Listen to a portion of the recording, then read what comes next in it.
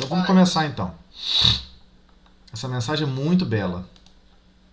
Vamos lá. Tá bom o tamanho da tela? Tá bom, né?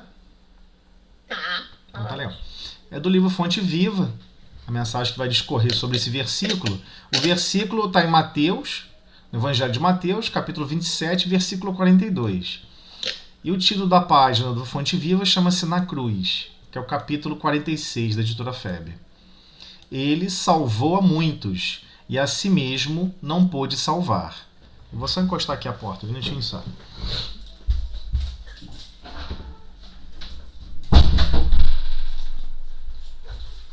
Não tem interrupções, vamos lá.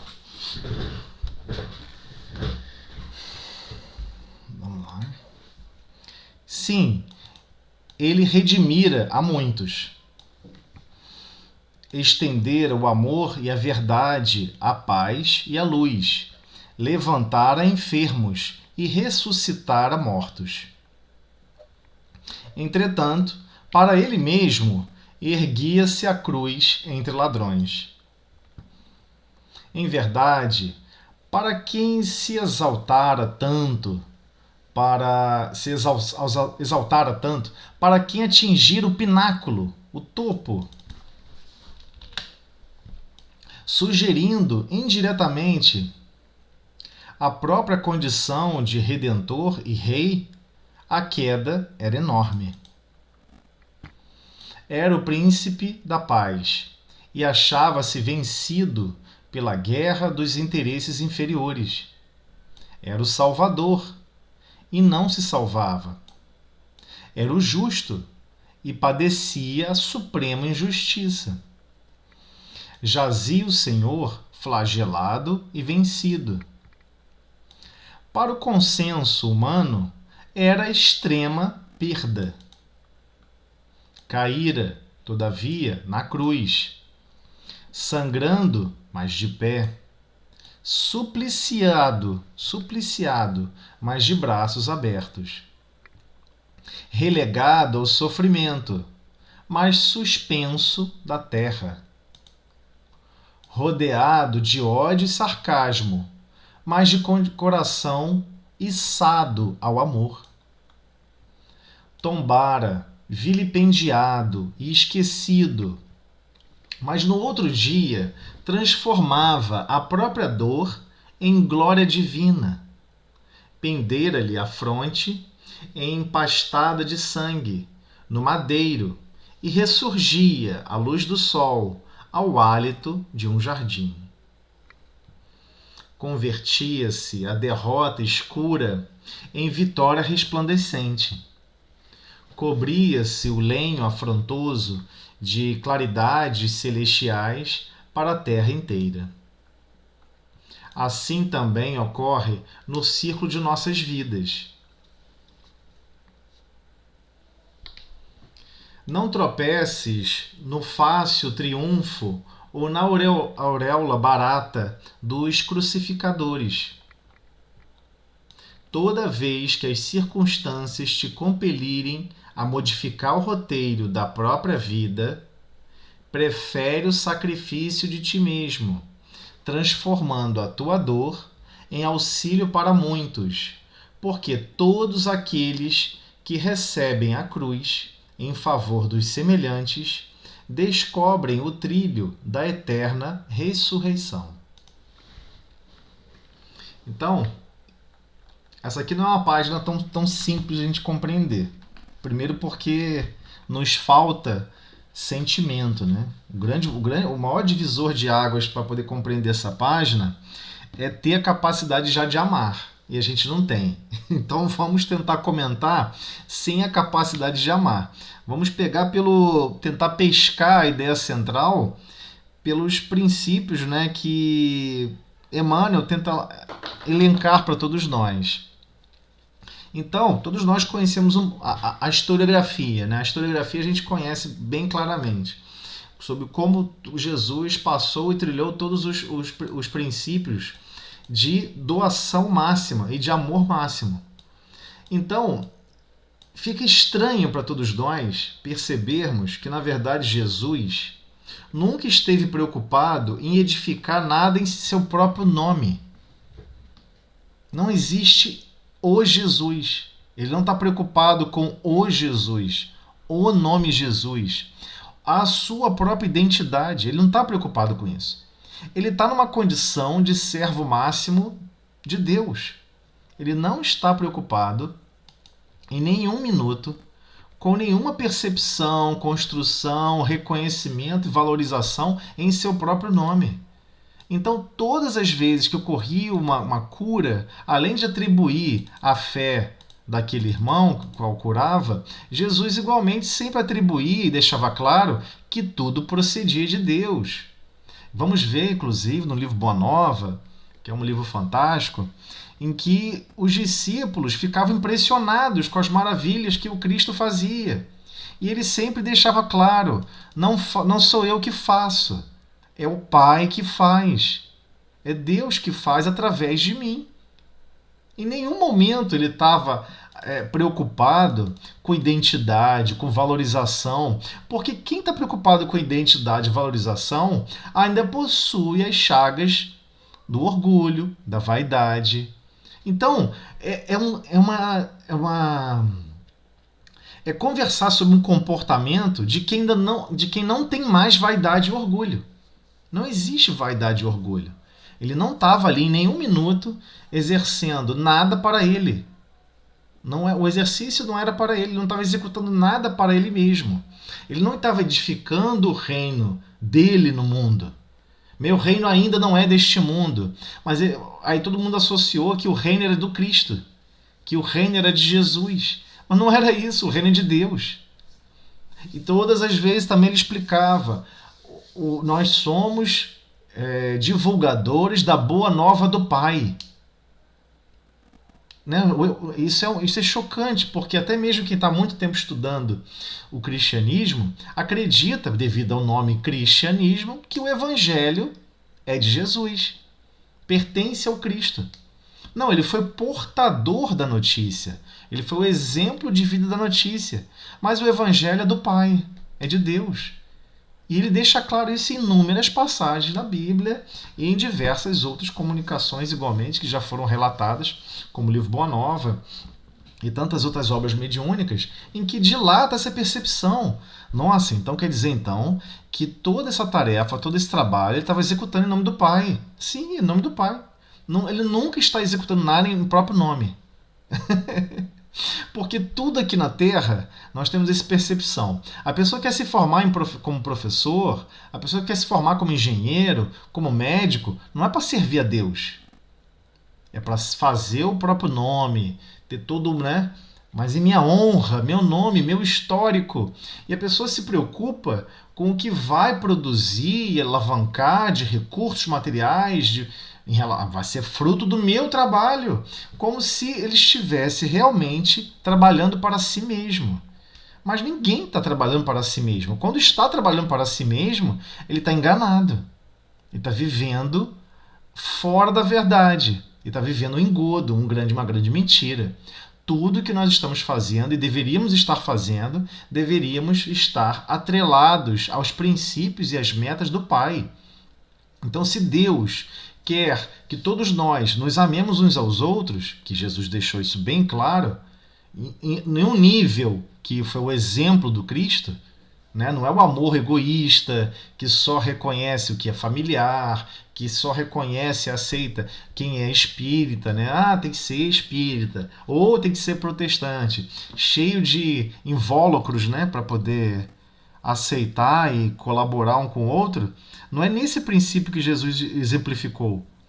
Não era à toa que, inclusive, Jesus foi ter com a samaritana para explicar aspectos importantes da vida pessoal da samaritana que ela estava percebendo e sentindo a vida de uma forma errada.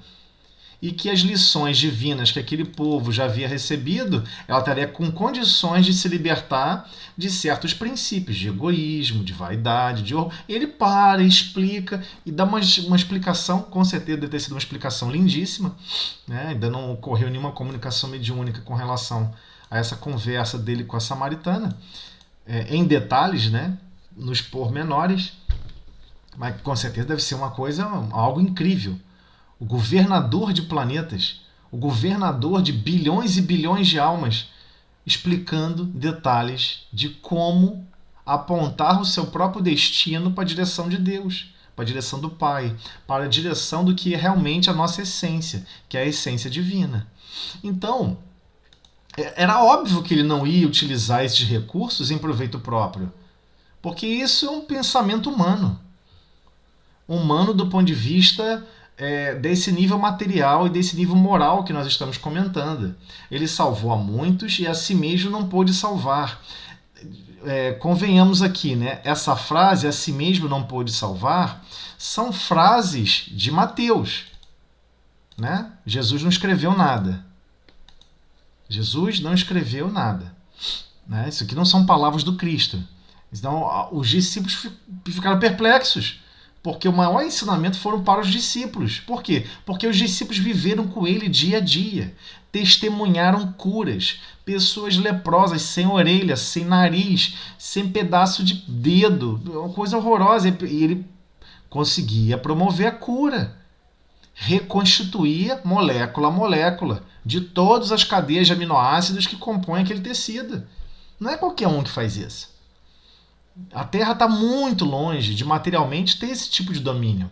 Porque se tivesse realmente hoje esse tipo de domínio, ele estava sendo utilizado de forma egoísta, de forma equivocada. Então, a partir de tudo que vem a frase, tem até uma frase que muitos aqui com certeza devem ter estranhado, porque é um parágrafo estranho. Olha como é que Emmanuel coloca. Em verdade, para quem se exaltara tanto, para quem atingir o pináculo, o topo, sugerindo indiretamente a própria condição de redentor e rei, e sugeriu, tanto é que vários assim o associavam. Não sei se vocês recordam, né, o que estava descrito na crucificação. Colocaram uma placa, né, INRI, I-N-R-I, INRI, Jesus, né, Jesus Nazareno, rei dos judeus.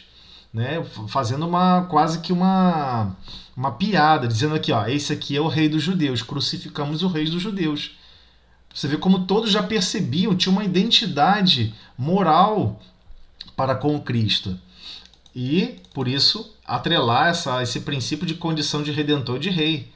Sim, vai acontecer, isso aconteceu. Ele foi exaltado até essa condição. E a queda era enorme. É lógico que a queda é enorme.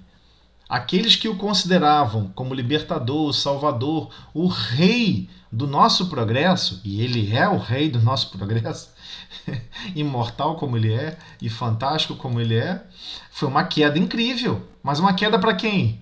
Para nós humanos. Para nós na percepção humana. Para o Cristo não teve queda nenhuma. Ele sabia que tudo isso ia ocorrer.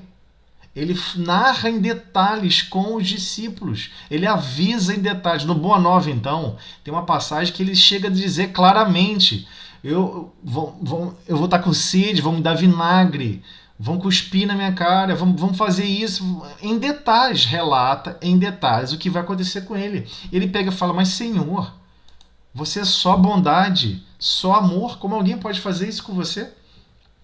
Mas o efeito que ia gerar nos discípulos e que ia gerar em nós iria ecoar por séculos.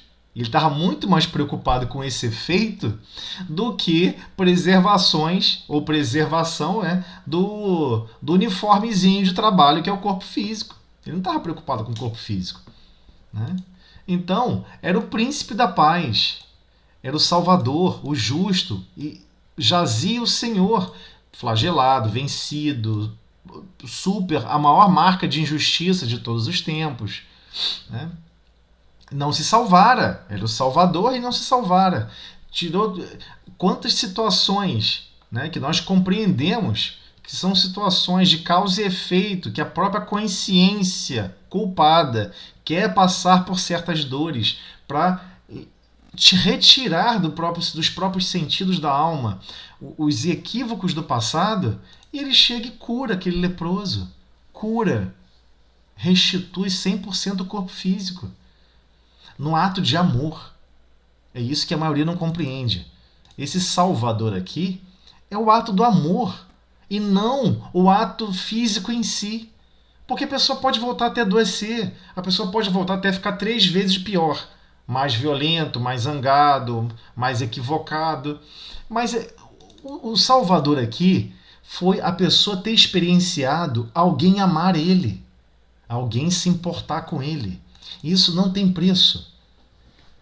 Pequenas frações de amor que nós humanos fazemos uns com os outros ecoam pela eternidade, sustentam espíritos por milhares de anos. Então, esses atos, esse pequeno ato de amor que ele fez com cada um que esteve ao seu contato, essa é a verdadeira moeda da salvação. Porque essa salvação aqui que nós percebemos em relação à crucificação a pessoa estava passando fome, pronto, teve o que comer. A pessoa estava com uma doença grave, pronto, foi curada. Mas e a secura e a ausência total de valores da alma? E aquela alma que nunca recebeu um amor e um carinho de ninguém? Nunca recebeu o amor e o carinho de ninguém. O que é aquele despertar daquela alma? Vale mais do que 300 mil curas. Do que 5 minutos ou 2 minutos de contato, de amor e de afeto e de carinho com o Cristo. Porque o amor em um nível de grandeza inestimável.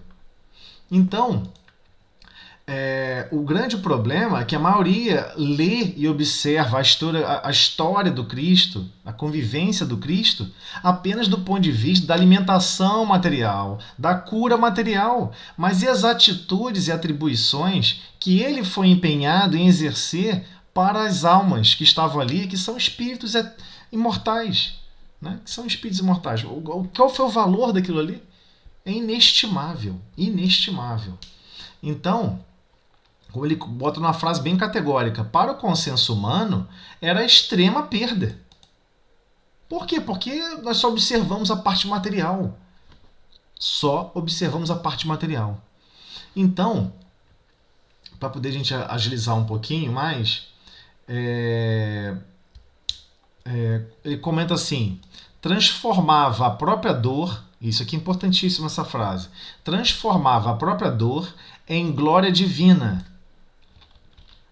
Então muitos gostam de usar uma frase que particularmente eu não gosto muito. Jesus veio à Terra para sofrer por nós. Várias pessoas usam essa frase rotineiramente, embora se você perguntar à pessoa o que ela está querendo dizer com isso, ela não sabe. Ela fala coisas descabidas. Ele sofreu na cruz para que eu não tivesse que sofrer. Mal sabe a pessoa que está falando que depois que Jesus foi crucificado, centenas de milhares de pessoas foram crucificadas. Né? Pouco tempo depois teve 20 mil escravos que foram crucificados. Então, assim, não faz sentido essa frase, né? Não vai ter como o Cristo evitar que alguém crucifique alguém. Então, qual foi o sentido real dessa passagem nesse momento? Que as pessoas tentam dar o valor necessário ao Cristo do que está faltando a percepção. A percepção maior é o amor. É o amor. Porque a gente não compreende o amor, a gente não compreende esse exemplo. Então, transformava a própria dor em glória divina. O que ele quer dizer com glória divina? O que ele quer dizer com glória divina? Qual foi a glória divina que teve aí? Jesus sendo crucificado. Eu estou falando sério, vamos pensar, vamos raciocinar sobre isso. Que glória que teve? Qual foi a glória máxima que teve? Glória nenhuma. Glória nenhuma. Se pensarmos do ponto de vista material, não tem glória nenhuma. Que glória? Glória, no ponto de vista material, é vencer. Vencer é sobrepujar sobre o outro. Dominar territórios. Isso é glória. A glória da vitória, a glória de desenvolver as suas posses. É assim que a gente pensa na Terra, não é? Do ponto de vista material, a gente só pensa assim. O vocábulo glória para a gente é o vocábulo de aquisição de bens materiais. A gente só pensa isso. Aquisição de recursos materiais. Então, tem uma seguinte dica aqui. Essa glória divina é aquisição de patrimônios espirituais. É a aquisição de patrimônios de saber amar, de saber perdoar, de saber tolerar. Jesus deu o exemplo máximo do amor.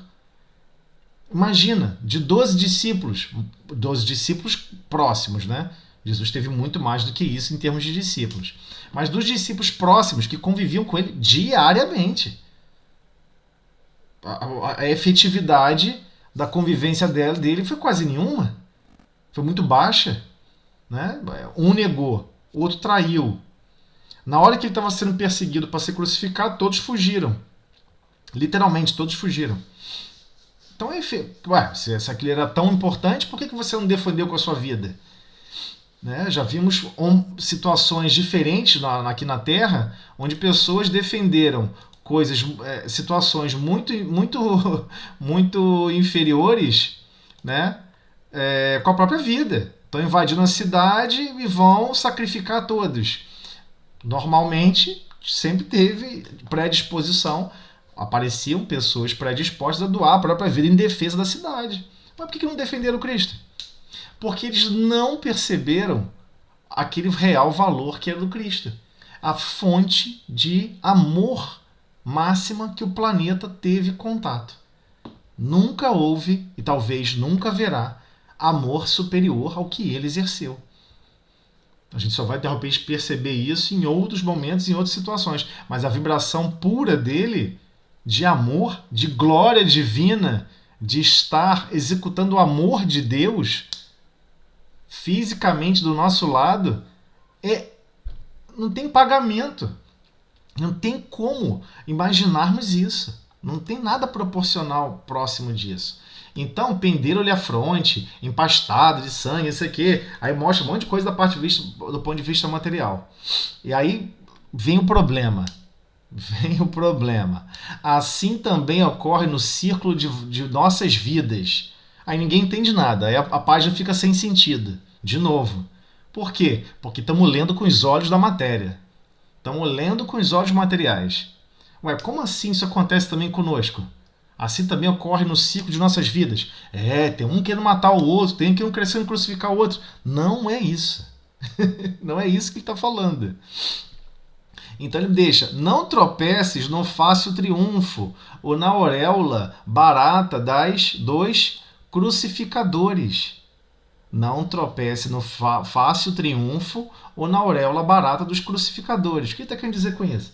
Se você está progredindo materialmente, se expandindo, compreendendo, desenvolvendo sua inteligência, desenvolvendo uma série de aspectos totalmente materiais. Você só está buscando isso por conforto material, para atender o seu orgulho, a sua vaidade, os seus desejos de ser servido, mas não de servir. Esse é o grande problema. Então está deixando claro, não tropeces no fácil triunfo, na auréola barata dos crucificadores. Toda vez que as circunstâncias te compelirem a modificar o roteiro da própria vida, o que ele já está informando em relação a isso? Vai acontecer com vocês. Vocês vão ter circunstâncias em que será solicitado de vocês, contra a vontade, sem vocês terem consciência, né, sem termos total consciência do que estamos realmente vivenciando, modificarmos o roteiro da nossa vida. Prefere o sacrifício de ti mesmo, transformando a tua dor em auxílio para muitos. Porque todos aqueles que recebem a cruz em favor dos semelhantes, descobre o trilho da eterna ressurreição. Então, o que ele está querendo dizer com isso? Todos nós, quando somos chamados ao trabalho com Cristo, vamos ter que desenvolver a humildade, vamos ter que desenvolver a tolerância. Quando chega esse momento, ele já desenvolveu o suficiente de humildade, ele já desenvolveu o suficiente de tolerância, vão surgir situações contrárias ao nosso bem-estar. Não se engane. E você vai achar que está sendo perseguido, parece até que Deus esqueceu de você. Por quê? Porque não é consciente. Toda vez que as circunstâncias te compelirem a modificar o roteiro da própria vida, Quando que acontece isso? Por exemplo, com as mulheres acontece aos montes. A mulher tem um sonho maravilhoso, que ela quer ser uma advogada renomada, e aí de repente engravida. Eu não tô contando aqui algo extraordinário, acontece aos montes. Pessoas com inteligências fantásticas, não há nenhuma limitação nisso. Essa nova mãe fica consternada naquela dualidade. Eu vou servir a esse bebezinho, vou ficar cuidando dele, ou eu vou cuidar de exercer o meu desenvolvimento intelectual, profissional? Porque ocorreu alguma situação de constrição, alguma coisa no seu destino foi constrangido. Olha, você gosta muito disso, mas acabou. Agora surgiu uma situação mais importante. Você precisa amar esta alma que vamos colocar em contato com você. E aí o que acontece? Do nada você vê a mãe, que antes não era muito assim, preferir o sacrifício dela mesma. Fica a noite sem dormir.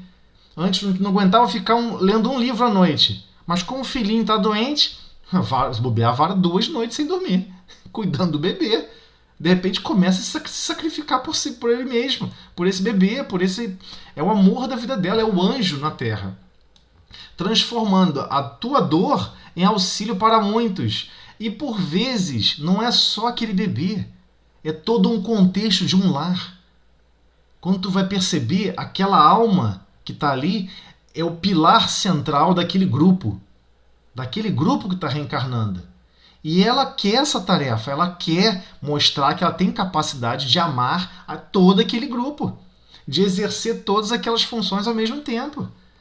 Porque todos aqueles que recebem a cruz é uma espécie de cruz, é uma espécie de dor, de sofrimento. Às vezes a pessoa não vai reconhecer, não vai dar méritos, não vai compreender o quanto de abnegação está sendo desvelado para com todos.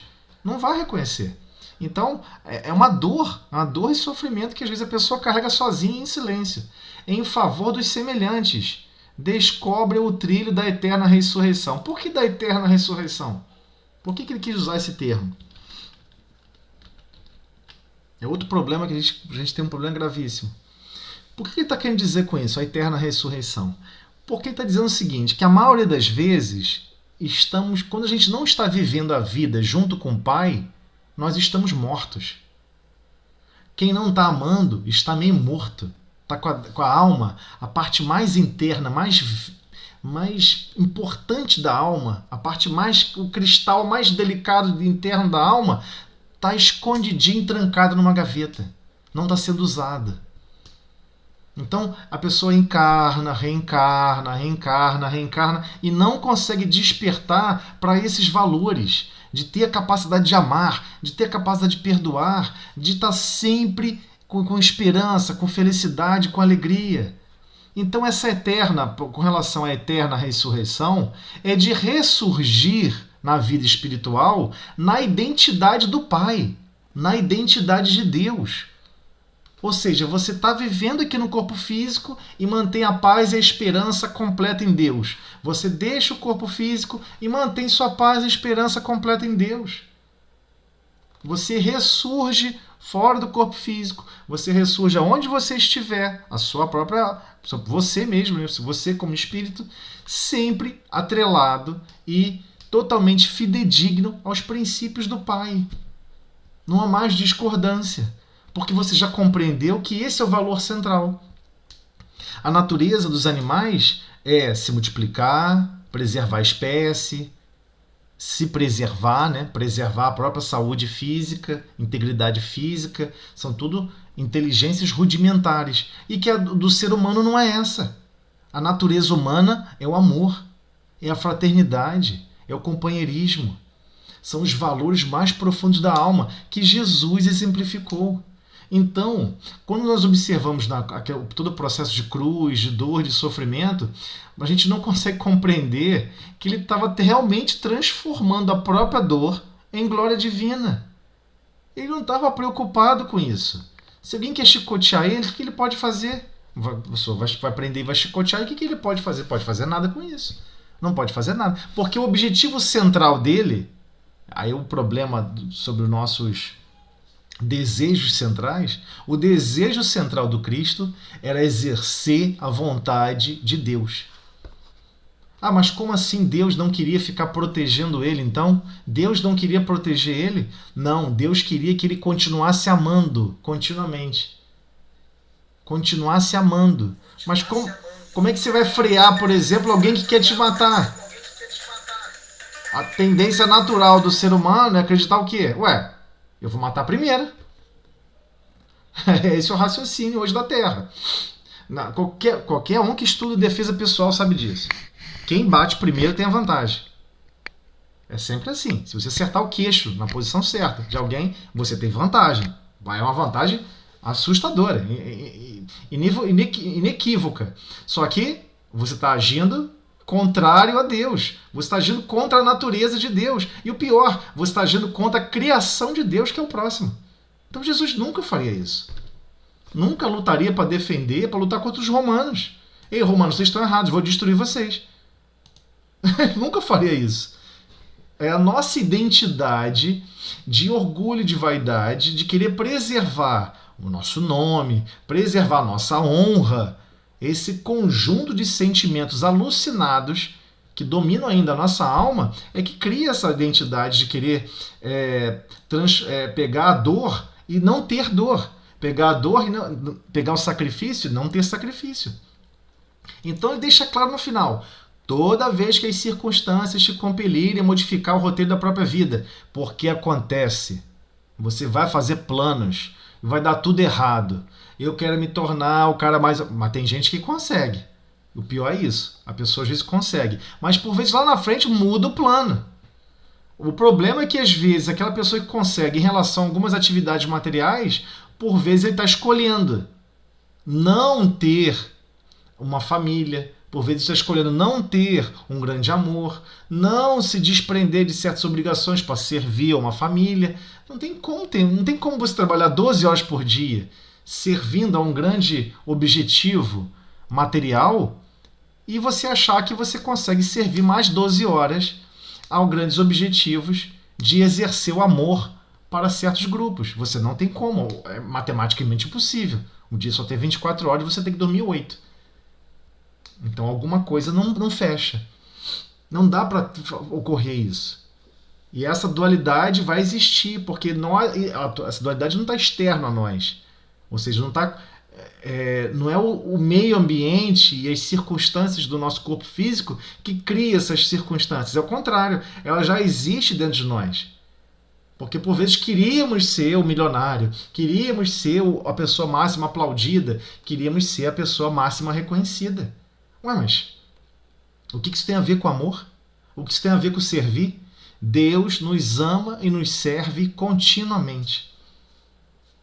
A temperatura do planeta é equilibrada e reajustada sem ninguém saber onde está o termostato. Aonde está o sensor que regula e controla a temperatura do planeta? Ninguém sabe, não está sob nosso controle.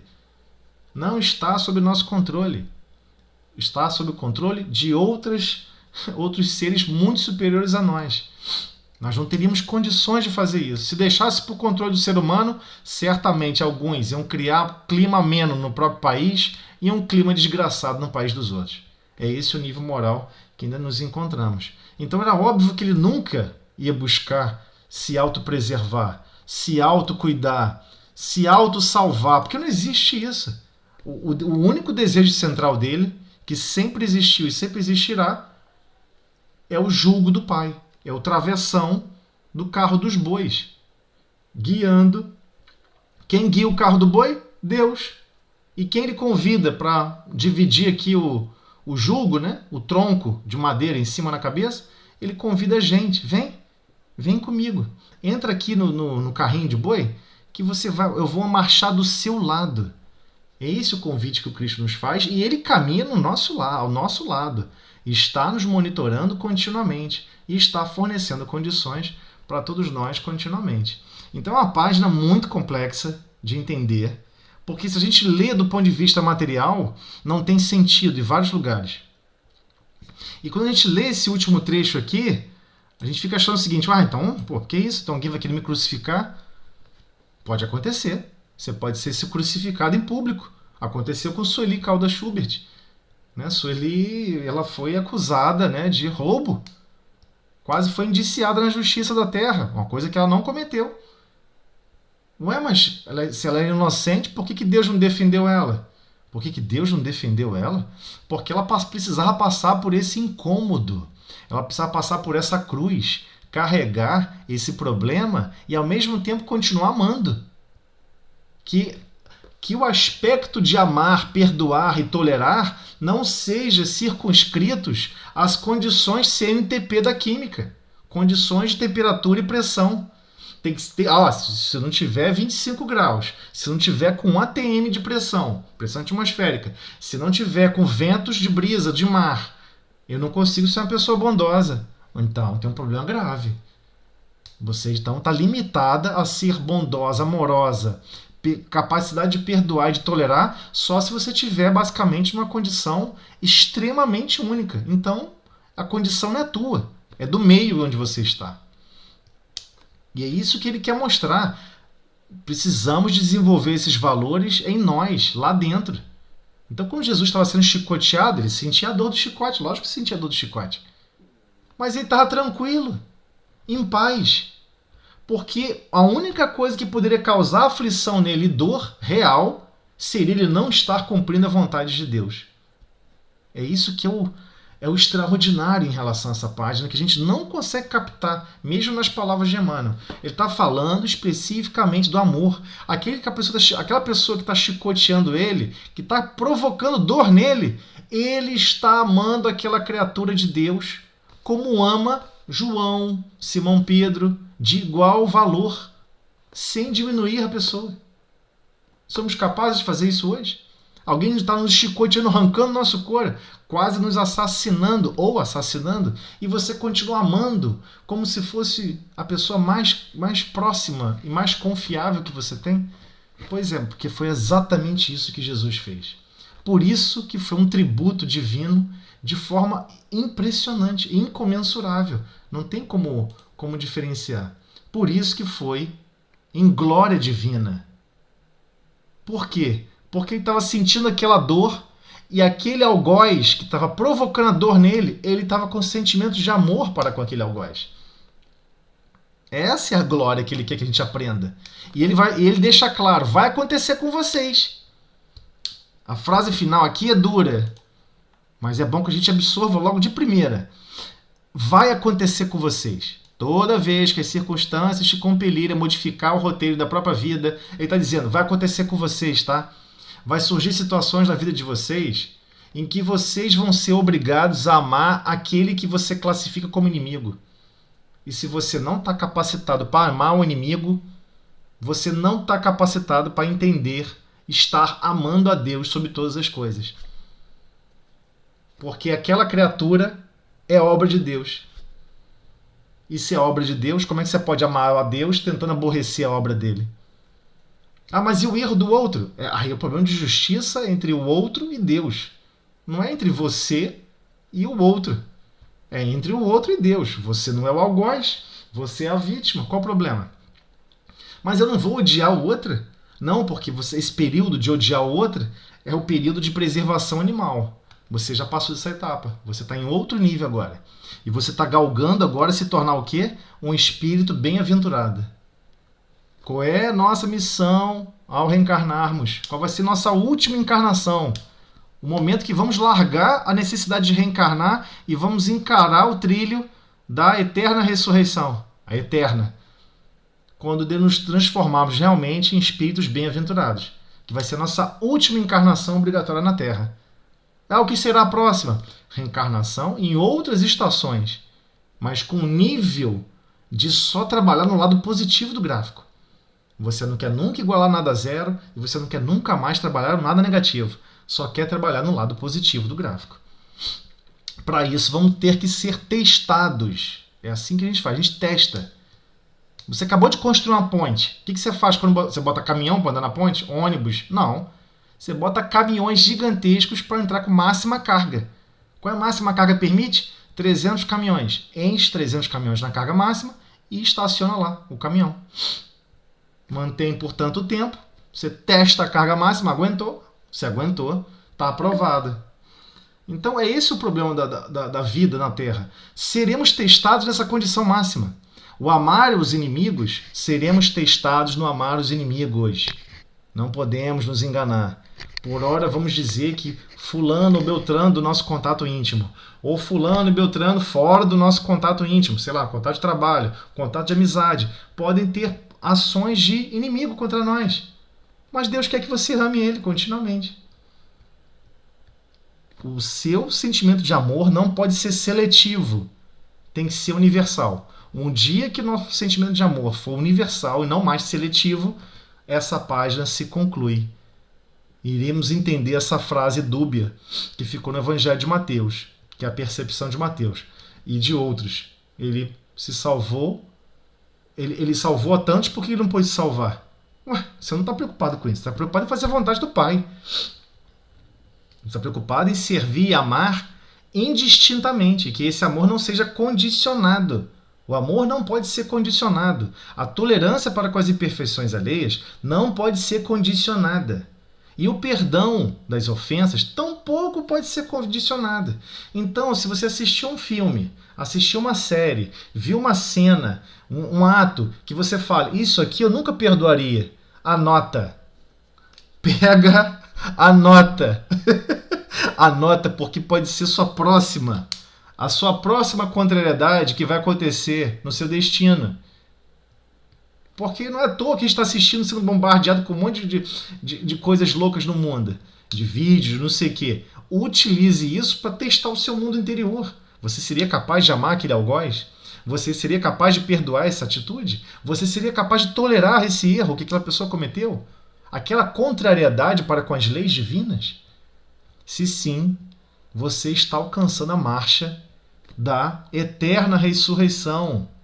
Que é o quê? Aquele espírito que já vivencia esses valores continuamente. E que esses valores não são tomados de você. Os valores do amor, da abnegação, do carinho, da fraternidade não são arrancados de você. Quando você, de repente, né, a pessoa, poxa, eu fui lá, montei o prato de comida para a pessoa não me agradeceu. Não falou, poxa, muito obrigado, não me valorizou. Isso é uma afronta, né, um motivo de tristeza. Quando isso não for mais um motivo de tristeza, você superou. Você continua amando a pessoa e servindo, mesmo a pessoa te valorizando ou não. Isso vai acontecer conosco e já acontece. E já acontece. Então, por vezes, estamos vivenciando o grande teatro da vida, que é esse teatro físico, mas não entendemos o enredo da peça, o enredo do texto, o que esse meio de campo quer ensinar para a gente.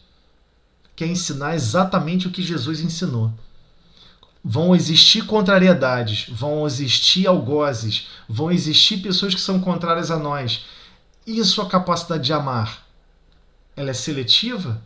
Ou você é capaz de amar essa pessoa também? Se você já é capaz de amar essa pessoa também, no seu devido valor, se você já é capaz de exercer a caridade, a verdadeira caridade, benevolência para com todos, indulgência para com as imperfeições alheias e perdão das ofensas, até mesmo para essas condições máximas que você acharia intolerável, você vai conseguir viver a sua eterna paz interior. Porque essa centelha divina está em cada um de nós. Ela não está fora. Deus não está fora. Deus está em nós. E para vivermos realmente com Deus, é viver em harmonia com o Pai em nós, dentro de nós mesmos. Dentro da nossa própria essência, da nossa própria forma de sentir, agir e reagir. Falei muito. Desculpa aí, Ana. Estourei todo quanto tipo de tempo. É que essa página é muito... Eu desculpa aí, mas essa página é muito difícil a gente entender. Esse pedacinho final aqui foi assim, perfeito. Que você falou, se nós formos fazer um levantamento, todos nós passamos por uma circunstância de dizer eu não perdoo, e vem esse momento e você tem que perdoar. Vai ter que perdoar. Eu lembrei logo de uma coisa que eu falava sobre isso. E eu vivo, tive que superar. Exato. Eu conheci pessoas na adolescência que a pessoa falava, não vou citar o nome, que vocês conhecem algumas dessas pessoas. Era uma pessoa adolescente que eu tinha um contato e a pessoa dizia assim, eu nunca vou aceitar viver uma vida com uma pessoa desse jeito. Eu olhei para a pessoa assim e falei, mas... É verdade. Que poder é esse, né? Eu fico, um poder... Como é que ela tem esse poder de decidir o destino assim, né? Não tem esse poder, né? Mas vamos lá. Jesus, agradecemos, Senhor, que nós possamos, Senhor, confiar, fortalecer a nossa fé, Jesus. Quantos mais lembrarmos do seu amor para com todos, lembrarmos que o nosso próximo, Senhor, é uma extensão de Deus, é um irmão, como nós também necessita desse amor. Pedimos permissão, Senhor, para iniciar o nosso estudo da noite. Eu vou fazer assim, eu vou mandar outro link. Tá ok. Tá bom. Faço o estudo do outro link.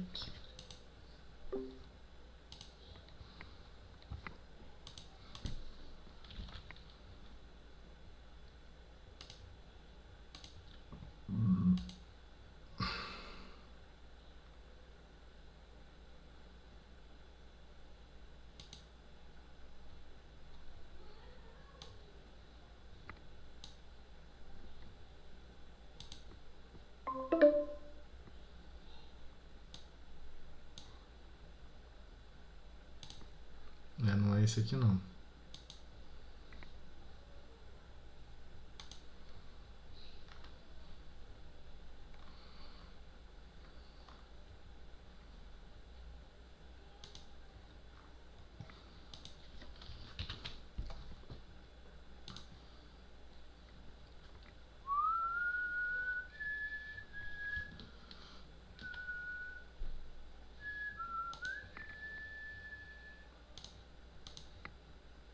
Então, retornando aqui à leitura, estamos no módulo 4, tá? Do tomo único do roteiro 3, do Estudo Sistematizado da Doutrina Espírita. Então, retornando o parágrafo, né, em que nós paramos.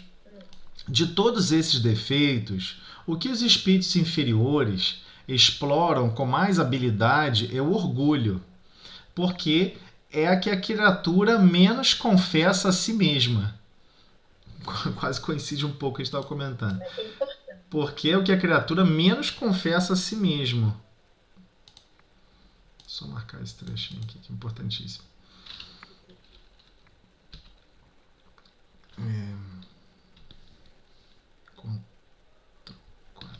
O orgulho tem perdido muitos médiuns dotados das mais belas faculdades e que, se não fora essa imperfeição, teriam podido tornar-se instrumentos notáveis e muito úteis, ao passo que, presas de espíritos mentirosos, suas faculdades, depois de se haverem pervertido, aniquilaram-se, e mais de um se viu humilhado por amaríssimas decepções. Deixa eu terminar o parágrafo, depois a gente volta nesse trecho.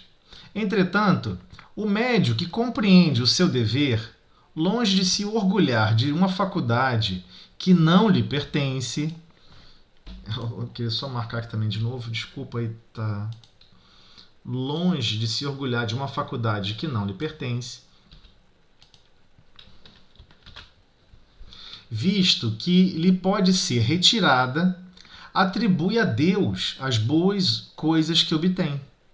Se as suas comunicações receberem elogios, não se envaidecerá com isso, porque as sabe independentes do seu mérito pessoal. Agradece a Deus o haver consentido que por seu intermédio bons espíritos se manifestassem. Se dão lugar à crítica, não se ofende, porque não são obra do seu próprio espírito. Ao contrário, reconhece no seu íntimo que não foi um instrumento bom e que não dispõe de todas as qualidades necessárias a obstar à imiscuência dos espíritos atrasados. Cuida, então, de adquirir essas qualidades e suplica por meio da prece as forças que lhe faltam. Então, voltando aqui, como ele fala do que dá certo, né? Vamos falar primeiro do que dá errado. Eu sei que é um assunto chato, ninguém gosta de ouvir falar disso, do que dá errado, mas é importantíssimo a gente ter essa consciência. Eu vou citar aqui um exemplo que talvez seja o pior exemplo de todos, que a maioria dos espíritas não gosta de ouvir, mas que é importantíssimo e vital para a percepção do médium. Se nós formos buscar, por exemplo, quem foram os médiuns que receberam a obra Evolução em Dois Mundos, vamos descobrir que foi quem? Chico Xavier e Valdo Vieira. Diversas obras magníficas, magistrais. Chico Xavier, Valdo Vieira. E alguém lembra o que aconteceu com Valdo Vieira? Alguém lembra o que aconteceu com o Valdo Vieira? Não é uma crítica pessoal, gente. Não é uma crítica pessoal, ok? Ao Valdo Vieira. É para a gente aprender como lição. Estamos aqui em condições de estudo. Então temos que estudar esse tipo de situação, porque ele fala claramente: o orgulho tem perdido muitos médios dotados das mais belas faculdades, psicografando junto com Chico, se harmonizar com o pensamento do Chico para os dois receberem. Teve obras que um recebeu 50% da obra, os outros 50% que recebeu foi Valdo Vieira. Entendeu? Do nível de complexidade que é se harmonizar com as vibrações para esse tipo de comunicação mediúnica. Não foram obras pequenas. Você vai ler a obra e você fica impressionado. São obras complexas. O que aconteceu com o Valdo Vieira? Foram os dois para os Estados Unidos. Vou só falar rapidamente, 5 minutinhos, Ana, desculpa aí com o tempo. Foram os dois para os Estados Unidos. Eis que aparece Emmanuel para Chico e fala: Chico, você deve se... Chico, vamos perder Valdo Vieira. Chico não acredita. Emmanuel aparece para ele: vamos perder Valdo Vieira. Ele não é possível, cara. O que aconteceu? Eu tô rindo que chega a dar nervoso para contar. Entra no salão uma mulher loura, olhos azuis, russa, sei lá qual é a origem da... Eu nem lembro o nome dela. Seduz Valdo Vieira sexualmente, tudo que você possa imaginar, e leva Valdo Vieira dali mesmo. Naquela noite, Valdo Vieira mete o pé com a louraça. E larga Chico nos Estados Unidos. Chico não sabia falar inglês, não sabia nem como acertar as contas no hotel. Chico ficou na rua, passando fome, sem ter onde dormir num frio danado nos Estados Unidos. E desesperado. Chico não sabia nem o que fazer. E Valdo Vieira meteu o pé e largou ele para trás. Mas Chico que tentou ainda fazer prece, pedir ajuda, pedir amparo. Mas o que adianta? É a escolha do médium. O médium pode ter que escolher o que ele quer. E ele quis esse destino. Quem buscar o nome de Valdo Vieira no YouTube vai ver as loucuras que ele fala depois. De atividade sexual fora do corpo físico, de atividade sexual espiritual. Aí você fica, o cara surtou, cara. Ou seja, a natureza dos animais é perseguir a preservação da espécie, e ele ficou preso a esse sentimento e está espalhando isso como se isso existisse fora do corpo físico de uma maneira equilibrada, como se fosse útil para o espírito. Cara, que loucura! Ele surtou de vez, bonito, e seguiu. Ou seja, não foram espíritos quaisquer que foram seduzir ele, né? Do ponto de vista até mesmo de de tentativa de checar se ele conseguiria ficar firme ali aquela missão.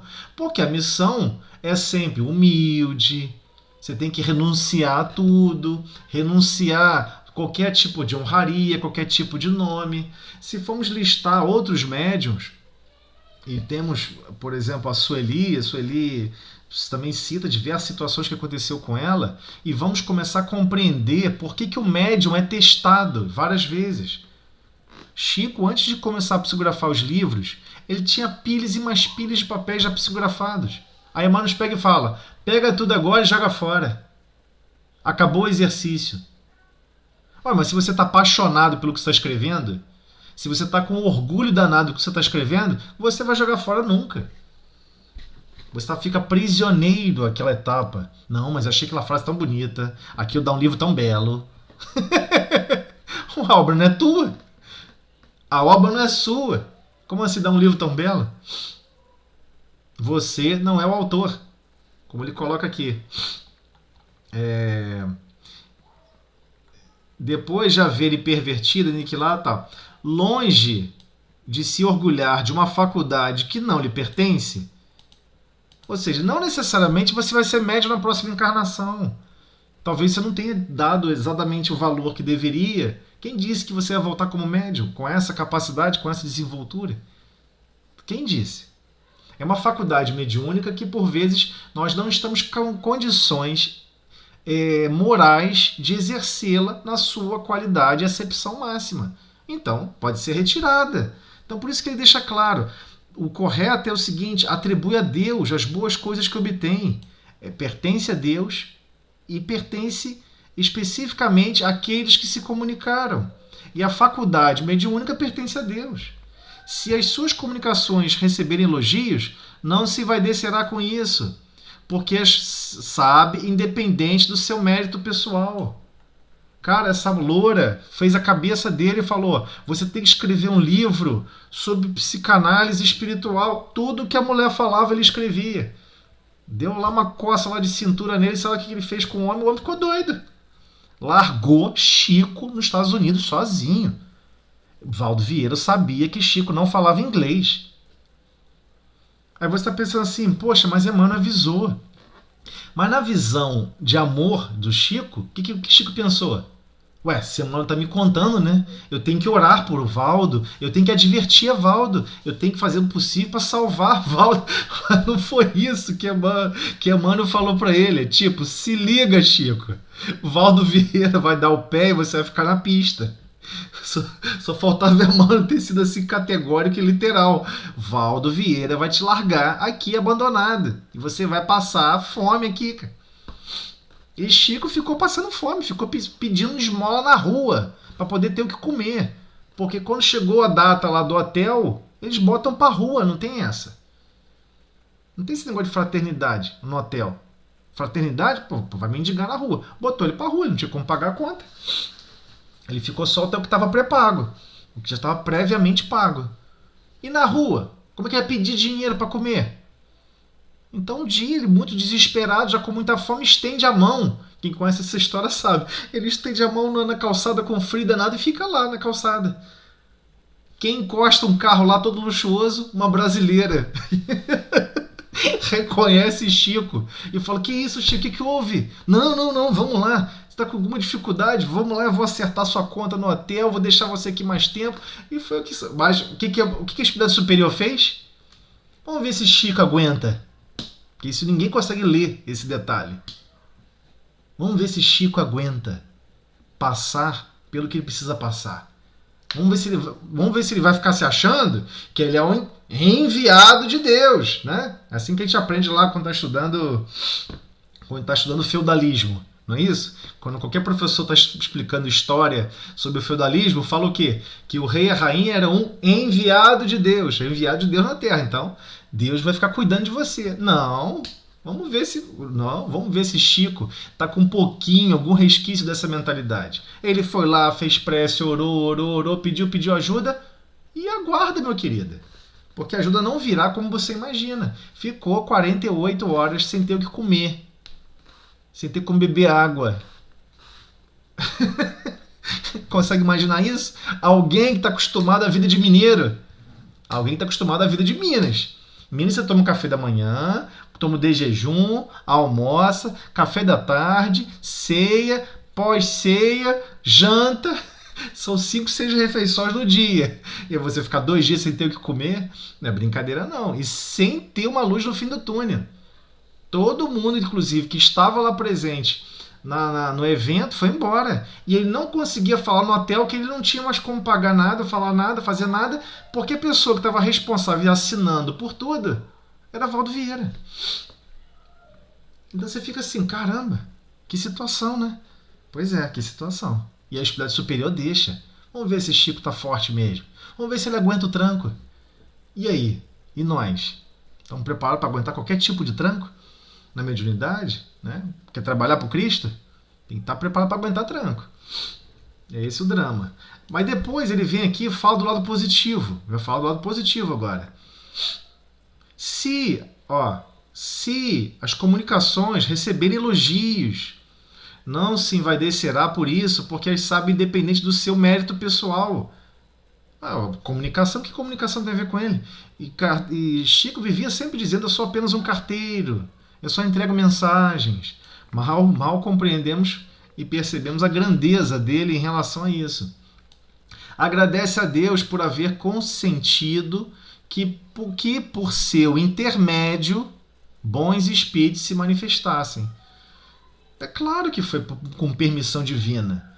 Nenhum espírito superior... a gente fica achando, espírito superior tem liberdade total. Não. Quanto mais superior é, mais ligado à vontade do Pai ele é. E ele não tem vontade nenhuma pessoal. A vontade pessoal dele coincide com a do Pai. A vontade pessoal dele não está em dualidade mais. Acabou isso. Eu posso querer uma coisa e Deus outra. Não. Ele já está percebendo na natureza íntima e na natureza ao seu derredor as vontades do Pai. É o que nos falta também. Quando ele chega a esse ponto, ele cumpre exatamente a vontade do Pai. Não há dualidade. Não fica triste e ora alegre. Não fica sem esperança e ora com esperança. Não, está sempre alegre, com esperança, com otimismo. Tudo vai dar certo. Tudo depende do meu empenho. Eu vou me empenhar nessa direção, naquela direção, e é sempre coincidente com a direção do Pai. Então ele comenta, ao contrário, reconhece no seu íntimo que não foi um instrumento bom e que não dispõe de todas as qualidades necessárias a obstar a iminuscuência dos espíritos atrasados. Então, quando ele, especificamente com relação à crítica, né, se dá um lugar à crítica em relação à mensagem que ele recebeu, não se ofende, porque não são obra do seu próprio espírito. Ele não se ofende. Então, até mesmo ao contrário, não só ele não se ofende, como fica com sentimento contrário, não fica ofendido. Reconhece no seu íntimo que não foi um instrumento bom. Né? Vamos supor, a mensagem veio deturpada. Olha aqui, tem um erro grave aqui de lógica, de bondade. Tem um erro grave aqui de lógica de perdão. Ele não vai ficar ofendido por alguém ter notado isso e percebido que a obra que ele acabou de psicografar ou que ele recebeu e que ele estava elogiando, acreditando que era maravilhosa, ele não vai ficar ofendido. Ele vai ficar contente e feliz porque alguém percebeu e atendeu e destacou para ele, olha, preste atenção. Reconhece que o seu íntimo não foi um instrumento bom. Você está afirmando que essa mensagem tem grandeza, mas você não percebeu que esse trecho não tem grandeza nenhuma. Ele não fica ofendido, ele fica feliz que foi possível perceber isso e que isso não se propagou. E que não dispõe de todas as qualidades necessárias a obstar a imiscuência dos espíritos atrasados. Ou seja, que ele não tem qualidades necessárias para conseguir resistir e conseguir ficar alheio a essas ações dos espíritos mais atrasados. Não só ele percebe que ele nem detectou que uma frase ali era contrária, às vezes, até a um princípio cristão, a um princípio de amor. Então ele reconhece que ele não tem essas qualidades todas necessárias, né, para se abster, né, desses espíritos atrasados. Cuide então de adquirir essas qualidades e suplica, por meio da prece, as forças que lhe faltam. Ou seja, é um nível máximo de humildade, de tolerância, de saber que vai errar, vai tropeçar. E por vezes a gente fica se perguntando, por que tantas obras mediúnicas o médium é solicitado ao extremo, passa por dificuldades ao extremo, principalmente com relação à palavra escrita, né? A psicografia, porque fica registrado para sempre, né? A psicografia tem esse peso. Por que o médium geralmente passa por esse tipo de drama, né? Porque tem que ser testado ao máximo essas qualidades. Ele tem que perceber que ele não tem qualidades ainda necessárias para afastar a influência dos maus espíritos. Que por vezes o pensamento dela vai coincidir com o pensamento de alguém desequilibrado. Porque o médium está também assim no seu próprio mundo íntimo. Então muitos ficam acreditando que a mediunidade é um farol magnífico que bota luz sobre todos os nossos abismos e todos os nossos problemas do nosso mundo íntimo. Mentira! Não bota luz em coisa nenhuma. Quem bota luz dentro dos nossos próprios problemas chama-se consciência. A consciência dilatada enxerga o problema, enxerga que é vaidoso, enxerga que é orgulhoso e trabalha esses problemas. Precisa aprender a amadurecer com relação à paciência, precisa amadurecer e crescer com relação ao amor. Ele reconhece essas limitações e cresce nessa direção. Então, é isso que está falando. Reconhece no seu íntimo que não foi um instrumento bom e que não dispõe de todas as qualidades necessárias para obstar a imiscuência dos espíritos atrasados. Porque vão surgir palavras lindas, rimas ricas, trovas maravilhosas, mas às vezes está incitando a não perdoar, às vezes está incitando a não tolerar o erro do outro, a não ser uma contrariedade com relação à caridade. Então, se é uma contrariedade contra a caridade, não pode ser uma boa mensagem. Então ele prossegue. Sobre o assunto, o espírito Erasto dá-nos a seguinte instrução. Em tese geral, pode afirmar-se que os espíritos atraem espíritos que lhes são similares e que raramente os espíritos das Pleiades elevadas se comunicam por aparelhos mal condutores. Olha, ele foi bem enfático. Eu vou até marcar aqui, para destacar. Raramente os espíritos das Pleiades elevadas se comunicam por aparelhos mal condutores. Quando tem à mão bons aparelhos mediúnicos, bons médios, numa palavra. Então, se tem bons aparelhos, bons médios, ele vai escolher o pior? Não tem sentido isso. E sabendo que, geralmente, a mediunidade traduz o pensamento do outro, ele vai procurar o melhor tradutor, o melhor aparelho nesse sentido. Os médios levianos e poucos sérios atraem, pois, espíritos da mesma natureza. Por isso é que suas comunicações se mostram cheias de banalidades, frivolidades, ideias truncadas e, não raro, muito heterodoxas, espiriticamente falando. Certamente podem eles dizer, e às vezes dizem, coisas aproveitáveis, mas nesse caso, principalmente, é que um exame severo e escrupuloso se faz necessário, porquanto, de volta com essas coisas aproveitáveis, espíritos hipócritas insinuam, com habilidade e preconcebida perfídia, fatos de pura invencionice, asserções mentirosas, a fim de iludir a boa-fé dos que lhes dispensam atenção. Pois é, só um comentário aqui rápido em relação a isso. Muitas casas espíritas, por exemplo, vai expandir o salão. Olha, é uma obra física, né? Vai ter que desempenhar recursos, não só de mão de obra, como de esforço de todos os participantes da casa. O que algumas pessoas fazem? Querem se comunicar com o espírito guia da casa para decidir se pode ou não. Ou seja, se der ruim, você culpa o desencarnado? Entendeu? Essa tática de querer utilizar a comunicação mediúnica para decidir coisas materiais é um princípio infantil, é um princípio bobo, não tem sentido isso.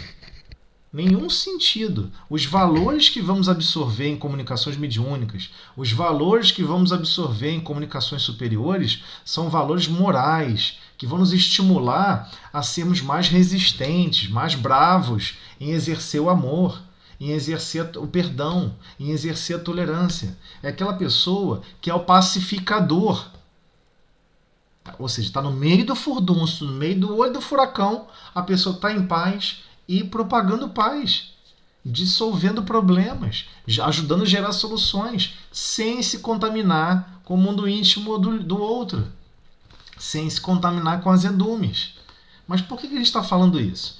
Porque já foi citado no meio espírita, e aí eu posso citar o nome da pessoa, o próprio Haroldo Dutra já citou isso em algumas comunicações, em algumas comunicações de YouTube, de, enfim, lives e vídeos, que certa feita ele estava visitando uma casa espírita, ele estava numa cidade fazendo uma palestra e aí foi convidado para visitar uma casa espírita. Chegando nessa casa espírita, que ele não cita o nome, eu também não preciso citar, o que ele se deparou? Chamaram ele para poder ver o trabalho, né, lá nos fundos. Foi assim, nos fundos da casa, tinha um canteiro grande, né, cheio de gaiola. Gaiola? E ele, juiz, né? E pensando, ai meu Deus do céu, só falta esse pessoal tá prendendo passarinho para vender passarinho. E ele sendo juiz, né? Se ele vê um crime, ele não entrega a atividade, é peculato, né? Peculato é o crime de não exercer ele a função de quando está presenciando um crime. Ele é obrigado a relatar o fato errado. Aí levam ele lá e vê aquele monte de grade, aquele monte de gaiola, fica pensando, o que a pessoa tá fazendo com essas gaiolas? Que a pessoa doida. Não, isso acontece. Aí o irmão explicou para ele, mostrando, né? Tinha assim metade das gaiolas vazias, metade fechada. Aí, meu irmão, o que tá vendo? O que tem essas gaiolas? Não, porque a gente estava numa reunião, aí chegou um irmão se comunicando, dizendo que tinha que botar as gaiolas aqui para reunião de desobsessão, para prender alguns que estavam em tratamentos. E os que já estão bons a gente vai soltando. Você consegue imaginar uma situação dessa?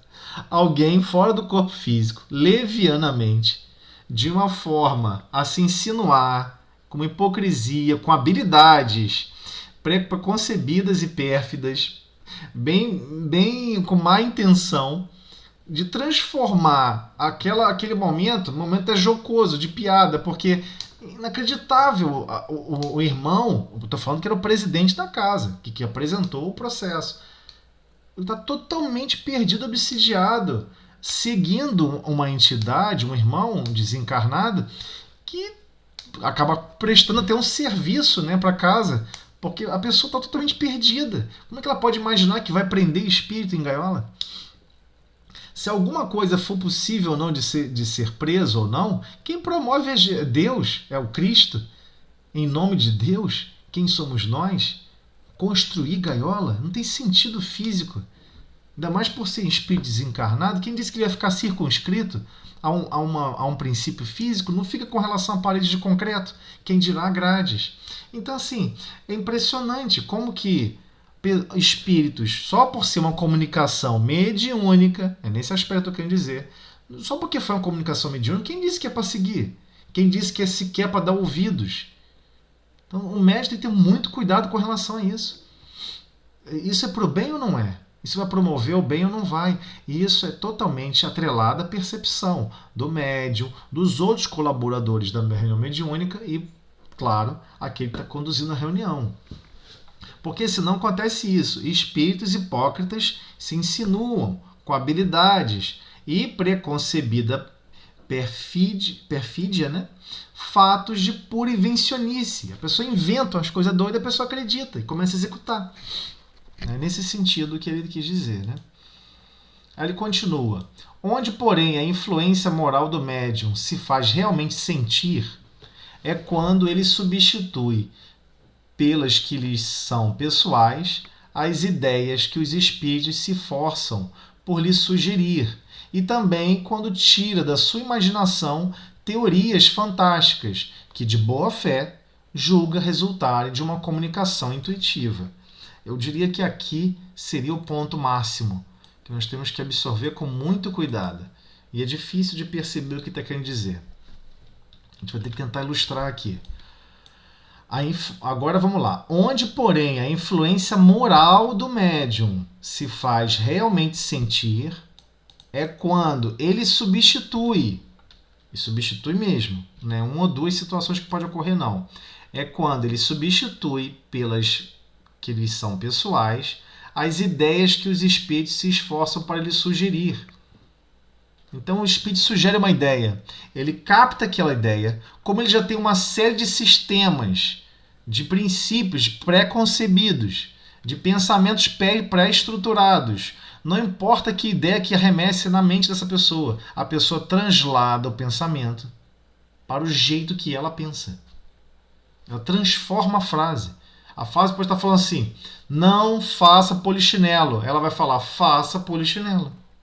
Não, a pessoa transforma completamente. O médium tem essa possibilidade de transformar, inclusive, o que até bem bons espíritos estão querendo dizer. E também quando tira da sua imaginação teorias fantásticas. Esse aqui é o pior. É o pior de todos. Porque já é o início da instalação da chamada obsessão. A obsessão se inicia por ideias fixas e, acima de tudo, ideias fantásticas. Tem sempre uma teoria fantástica. Ela sempre teve uma percepção que ninguém teve. Por isso que é tão atrelada ao orgulho e à vaidade. Ela, nos domínios da capacidade dela, nos domínios mediúnicos dela, ela percebeu alguma coisa que nem Kardec percebeu. Eu vou um dia colocar por escrito uma percepção mediúnica que ninguém percebeu. Aí você fica assim, cara, baixa a bola, né? Peraí. Cuidado, isso pode estar gerando um processo de fascinação. Por isso, a palavra fascinação. É assim que começa. Começa com teorias fantásticas. A pessoa monta uma teoria em que, geralmente, ninguém percebe, ninguém nunca percebeu e nunca foi relatada. Mas que de boa fé, mas ela está percebendo para fazer o bem. Não é de má vontade. Esse é o grande dilema do problema das teorias fantásticas que são apregoadas à torta e direita. Como é que você manipula? Você manipula soprando a brasa. Geralmente a brasa da vaidade, a brasa do orgulho. E a pessoa, não, eu vou ter condições de ajudar mais. Eu vou ter condições de servir mais do que qualquer um. Isso é orgulho, isso é vaidade, cuidado. Não pode ter uma teoria baseada em relação a isso, é uma teoria fantástica, cuidado. Julga resultar de uma comunicação intuitiva. Intuitiva e íntima. Só ele teve essa comunicação, ninguém mais teve. E ele tem certeza que é a verdade. E se você, qualquer pessoa, eu estou falando de pessoas que já se afastaram de mesa mediúnica, porque o responsável da reunião falou, olha, isso, acho melhor você rasgar e tacar fogo, né? Nem rasgar e botar no lixo. Acho melhor você pegar e incinerar. Pega um galão, joga algum produto químico e taca fogo. Destrói essa ideia. Não deixa essa ideia se perpetuar ou reproduzir. E pessoas se afastam. Que acham que está fazendo bem. E que quem está obsidiado é o responsável da reunião. E todos da reunião. E o único que está com a verdade é a pessoa. Aí a fascinação, ela já tomou conta completa do médium. Começa assim. Então, ele continua. É de apostar-se, então, 1000 contra 1, que isso não passa de reflexo do próprio espírito do médium. É lógico que é reflexo do próprio espírito do médium. Dá-se mesmo o fato curioso de mover-se a mão do médium, quase mecanicamente, às vezes impelida por um espírito secundário e zombeteiro. É essa pedra de toque contra a qual vêm quebrar-se as imaginações ardentes. Por isso que, arrebatados pelo ímpeto de suas próprias ideias, pelas lantejoulas de seus conhecimentos literários, os médiuns desconhecem o ditado modesto de um espírito criterioso e, abandonando a presa pela sombra, o substituem por uma paráfrase empolada. Contra este escolho, terrível, vem igualmente chocar-se as personalidades ambiciosas, que, em falta das comunicações que os bons espíritos lhes recusam, apresentam suas próprias obras como sendo desses espíritos. Então pode ocorrer do próprio médium, psicógrafo, especialmente quando é por escrita. Tudo aqui está muito mais focado em escrita, né? Porque fica para qualquer pessoa ler, escrever, e a pessoa pode reler aquela mensagem. A pessoa, o médium pode até fingir que teve uma comunicação mediúnica, não teve comunicação nenhuma. É o próprio íntimo dela escrevendo. Até aí não tem problema nenhum o próprio médium escrever. Não tem problema nenhum. E ele não saber dizer se foi ele ou se não foi. Não tem problema. Mas quando surge um processo de fascinação, de que o que ele escreveu é a coisa mais linda do mundo, que não tem nenhuma outra obra similar àquela, que nunca vai existir um texto tão lindo e tão perfeito que ele conseguiu absorver e sorver da abóboda celeste, e que, acima de tudo, o que ele escreveu é superior até mesmo ao Cristo. Eu estou falando sério.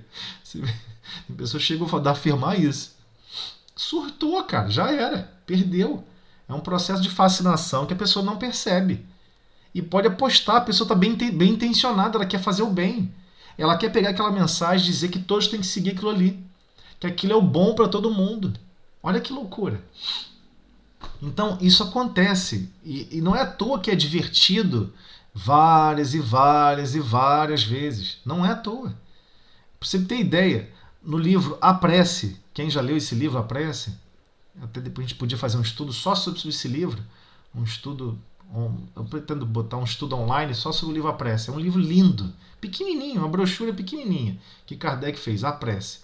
Mas você vai ver o prefácio da Prece, primeiro você acha que está lendo outra obra, você acha que não tem nada a ver com a prece. Mas depois você entende por que ele liga aquilo com a prece. Porque se nós não tentarmos em termos de tentativa, não buscarmos tentar desconstruir os aspectos centrais do nosso egoísmo, do nosso orgulho e especialmente da nossa vaidade, nós estamos sempre prisioneiros a qualquer coisa que nós fazemos. Parece aquela criancinha pequenininha, faz o desenho todo torto e todo mundo tem que achar lindo. Faz aquele desenho horroroso, todo mundo tem que achar lindo. Minhas filhas estão crescendo, 9 anos, a outra 12. Faz um desenho mal feito, jogar de qualquer maneira. Papai, você achou lindo? Por que você está perguntando na pergunta se achou lindo? Por que você está adicionando adjetivos influenciando a minha resposta?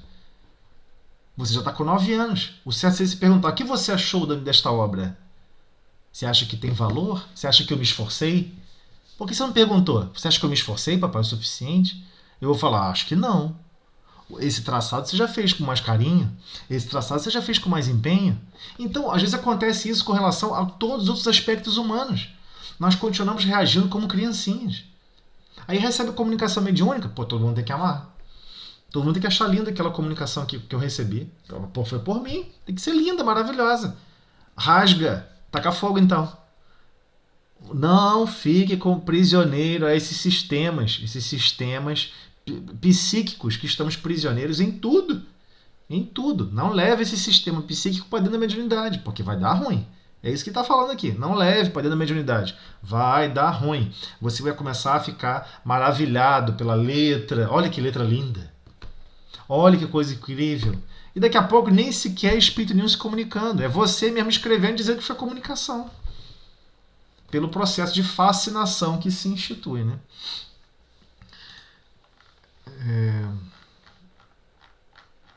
Vamos parar aí, né? É isso que eu ia te falar, porque esse aqui é longo, né? Esse é longo. Mas eu vou te dizer, eu botei meu pé aqui, desligou tudo. Eu não sei o que está vendo hoje. Tudo bem, tudo bem. Nunca aconteceu isso. Assim que é bom, né? Que dificuldade. Eu vou fazer o seguinte. Eu vou marcar marcar aqui, ó. Aí. Vou marcar com essa cor que geralmente eu não uso. É porque meu livro ele tá todo assim marcado de várias vezes, né? Entendi. De estudos. Eu tô aqui cheio de marcação. Agora eu tô colocando até data, porque para não errar. Pronto, marquei aqui, ó.